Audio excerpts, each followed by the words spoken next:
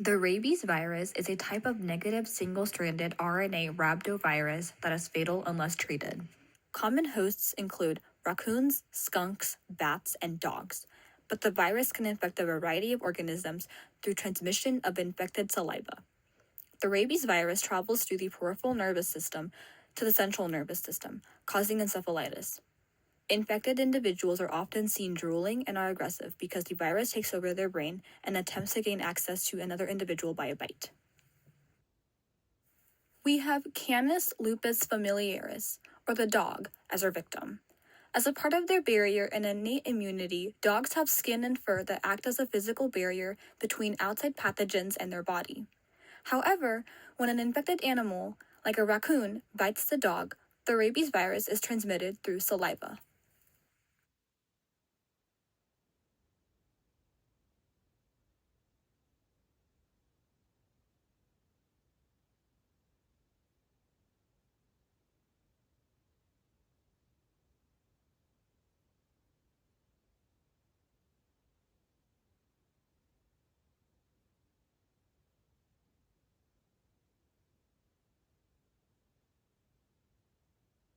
Let's look closer to the skin.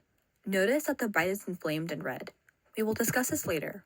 For now, the dog licks its wound, attempting to release lysozymes in its saliva, like an attempt to break down the pathogen.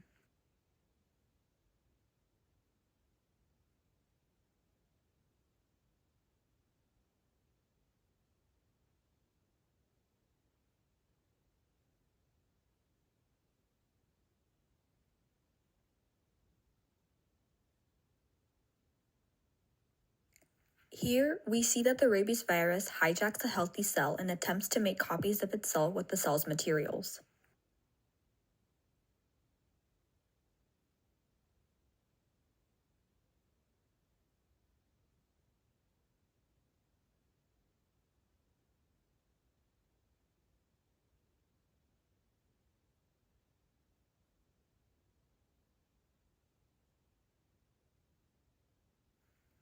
First, there is a bit of a chemical response. The lysozymes from the dog's saliva enter and attempt to break down the cell.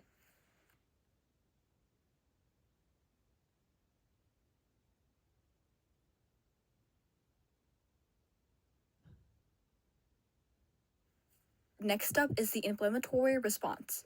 We have an infected cell and two healthy cells.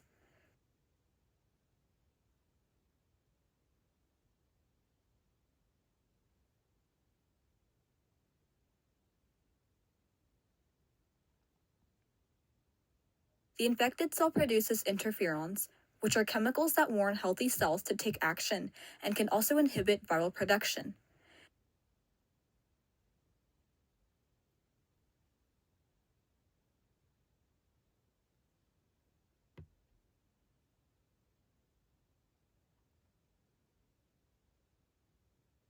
Interferons can also signal macrophages in some cases, which in turn release cytokines, molecules that contribute to the inflammation seen on the dog's skin by signaling T and B cells.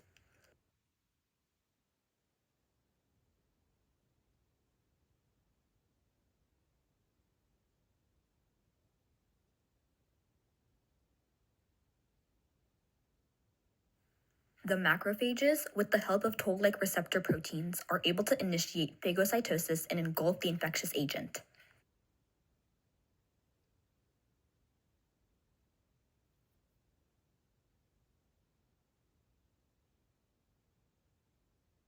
Mast cells can also produce histamine, an inflammatory chemical that makes blood vessels dilate to increase blood flow to the infection site.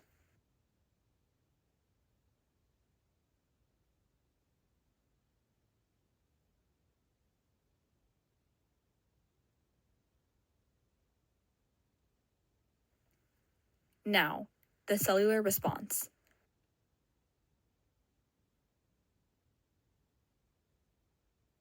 Dendritic cells, with the help of toll-like receptor proteins, TLR3 to be exact, bind to antigens like rabies using double-stranded DNA from replication.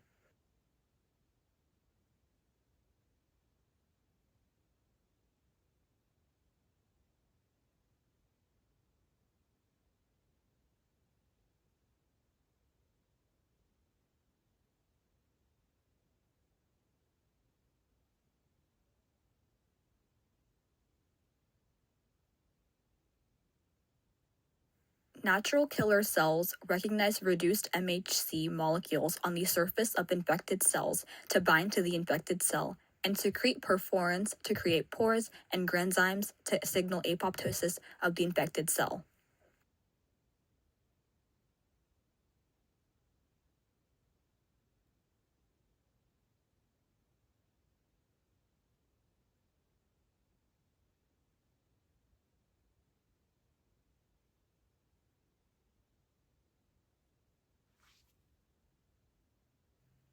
Despite the body's innate response, the rabies virus is still able to escape and make its way to the central nervous system.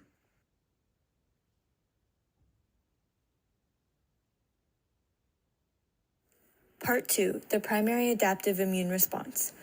Once the rabies virus has made its way through the barrier defense system and into the central nervous system, it attaches itself to the protein dynein, which travels along neurons as messenger proteins. This virus uses this protein to travel upwards towards the brain where it can do its real damage. As can be seen, the protein dynein travels along neurons with the rabies virus attached to it, and then all the way up through the body to the brain.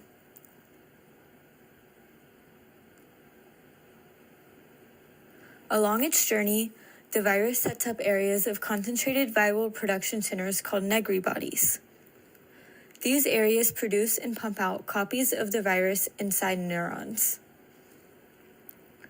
This occurs along the central nervous system. However, the body does not recognize the viral attack yet for two reasons. First, neurons minimize their own distress signals for the good of the body. Even though the neuron senses the virus on it, the virus itself blocks these pain and distress signals from reaching other immune system cells. Second, the virus inhibits the interferon signaling pathway, which allows the virus to replicate and spread without the immune system being alerted to its presence. The final line of defense when a cell is infected with a virus is apoptosis, but rabies has developed a way to inhibit apoptosis in neuron cells, allowing it to persist and make its way to the brain. Without neuron cells, rabies would not survive, so it wants to avoid neuron cells from killing themselves. Once the rabies virus reaches the brain, it is protected from immune attack by the blood-brain barrier. The blood-brain barrier keeps unwanted cells and molecules out of the brain, but keeps good cells and molecules inside the brain. However, since the body has not recognized rabies yet, it keeps rabies inside the brain. Occasionally, if cytotoxic T cells make it past this blood-brain barrier, the rabies vaccine has the opposite effect on these cells that it had on neurons. It releases molecules that induce apoptosis for these cytotoxic T cells. Now, the virus is able to proliferate in the brain, taking over the dog's mind and body. As can be seen, the rabies virus is traveling through the brain, changing parts of the brain, and affecting saliva cells, and it inducing rage hormones so that it can survive and proliferate. Part 3, secondary response. This is a photo of a dog. Once a virus takes over a dog's mind and nervous system, it is almost impossible to cure. The virus then spreads to the salivary glands, eyes, and skin, making the dog very infectious. These red particles represent the rabies virus spreading around the inside of the dog's body. However, there are ways to prevent rabies from infecting dogs heavily. One way is through vaccination. To prevent the effect of rabies, vaccination can be used to limit the chances of this happening. Rabies vaccines are killed vaccines. The strain of rabies virus used in the vaccine has been inactivated and cannot cause disease. The body's immune response to the vaccine is antibody production. The vaccine is generally given using a syringe and a needle. If the dog is later exposed to the virus after vaccination, the antibodies will quickly recognize and bind to the virus before it can replicate enough to cause clinical signs. Vaccination of dogs should be complemented with boosters. Rabies vaccination in dogs induces long-lasting immune memory. Booster doses should be given annually or every 3 years to reinforce the memory cells and ensure a strong secondary response with re-exposure. Now let's look at what happens in the secondary response. Like many other mammals with immune systems, dogs have lymph nodes. One of the dog's lymph nodes is right here. Let's zoom into the lymph node to see what's happening. Inside the lymph node after vaccination, memory B cells and memory T cells appear in the lymph node.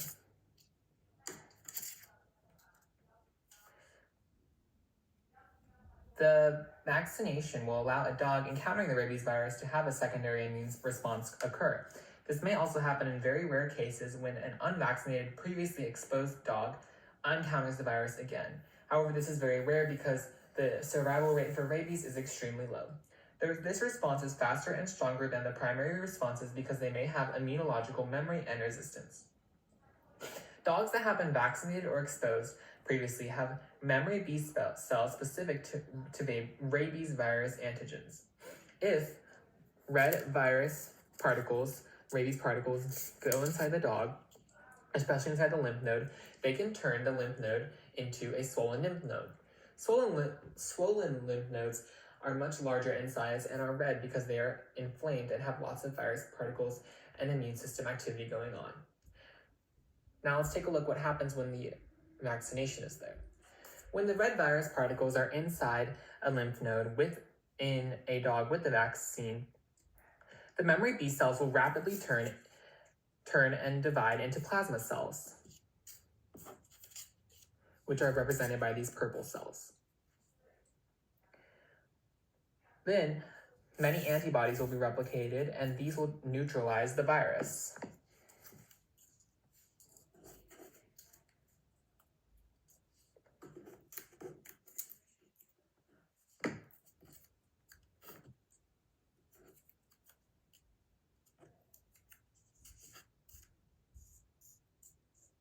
Then, the memory T cells will activate cytotoxic T cells to destroy infected cells with the virus.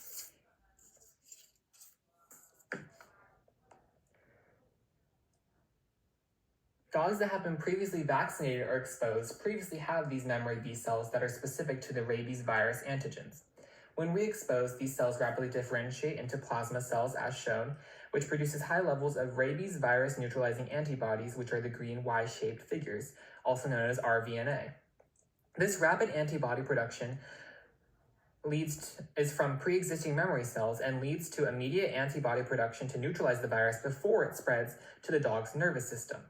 The memory T cells response, the memory CD4+ helper T cells and CD8+ cytotoxic T cells also respond quickly by aiding in B cell activation and directly killing infected cells. Now let's talk about what needs to be maintained for this vaccination and to continue. Booster shots and rabies titer tests. If a vaccinated dog is exposed to rabies, booster vaccination within 3 to 5 days further enhances the secondary response to increase survival odds. Further, booster doses should be given annually or every 3 years to reinforce the memory cells and ensure a strong secondary response with re-exposure. A way to measure a dog's immunity and vaccination status against rabies is with the rabies antibody titer test. The rabies antibody titer test is a blood test that measures the level of rabies antibodies in a dog's bloodstream. This provides evidence of rabies immunity and may allow for a delay in booster vaccinations if this titer is high. For example, since this dog is vaccinated, their rabies titer test result would come back as high or very high. Lastly, although rabies is an extremely deadly disease, vaccination of both pets and booster shots of pets can help save lives, which will protect your pets and keep humans safe. Thank you.